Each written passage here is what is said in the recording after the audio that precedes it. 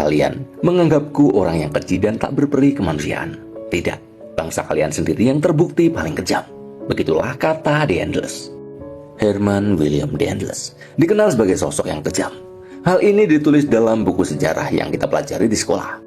The Endless menerapkan kerja paksa untuk membangun jalan raya pos. Para pekerja ini tidak dibayar sama sekali. Namun faktanya, sebenarnya The Endless membayar upah para pekerja dan bahkan upah itu bisa dikatakan sangat layak saat itu.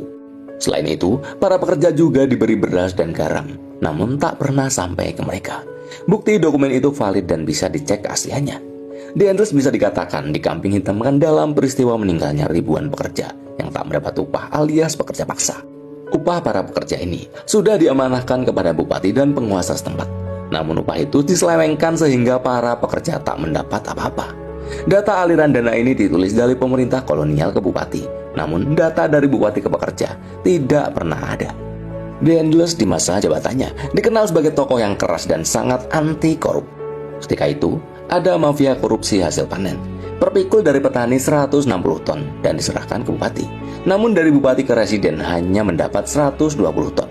Sampai akhirnya, produk masuk ke gudang pusat hanya 100 ton per pikul.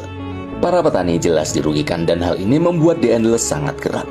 Akhirnya The Endless membuat peraturan tegas larangan keras untuk korupsi.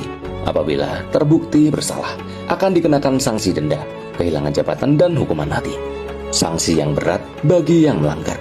Tapi memang dasarnya sudah mendarah daging, jadi susah untuk diberantas. Herman William The Endless dipanggil pulang ke Belanda pada tahun 1811 karena dianggap gagal melaksanakan tugasnya sebagai Gubernur Jenderal Hindia Belanda. Sumber lain mengatakan, The Endless pulang karena tidak kuat lagi dengan korupsi yang semakin merajalela.